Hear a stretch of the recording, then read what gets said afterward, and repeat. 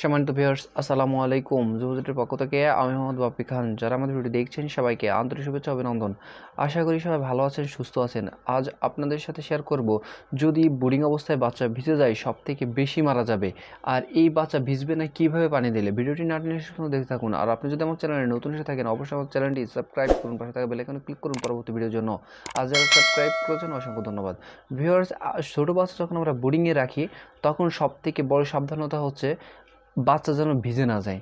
এখন অনেকেই ফোন দেয় যে ভাই বোর্ডিংয়ে অবস্থায় আমার বাচ্চা ভিজে গোসল করে ফেলায়।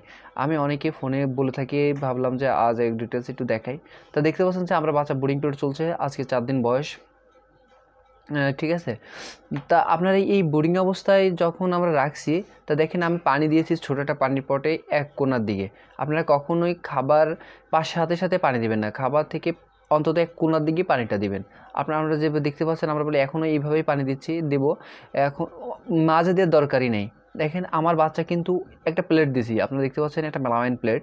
ঠিক আছে, প্লেটের এবার বেশি বড় প্লেট দেওয়া যাবে না, আপনারা ছোটো একটা মেলামাইন প্লেট দিবেন যাতে ওই ছোটো পানির পটটা ওর ভিতরে খুব ভালোভাবে বসে থাকে বা বসানো যায়।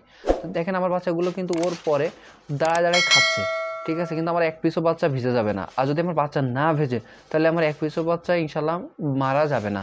ঠিক আছে, তা আপনারা যখন এইভাবে খেতে দিবেন অবশ্যই সবথেকে মাথায় রাখবেন যে বাচ্চারা যদি পট দেন আর বাচ্চা দিয়ে ভেজে, তাহলে হয়তো হালকা উঁচু করে দিবেন, নাহলে আমার মতো একটা মেলামাইন প্লেট দিয়ে তারপর পানির পটটা বসা দিবেন। এটা সবচেয়ে সেফ, উঁচু করার চেয়ে এটা সবচেয়ে সেফ।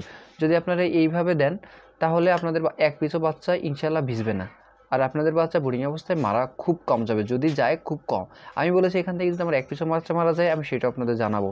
এখন আলহামদুলিল্লাহ আমাদের বাচ্চা এক পিসও মারা যায় নাই, আজকে প্রায় 5 দিন বয়স চলে। তা সব মিলে যাক আলহামদুলিল্লাহ ভালো আছে আমাদের বাচ্চাগুলো। তা আপনারা যারা করবেন বোর্ডিং অবশ্যই সতর্কর সাথে করবেন, যদি আপনাদের বাচ্চা ভিজে যায় তাহলে কিন্তু আপনাদের বাচ্চা মারা যাবে।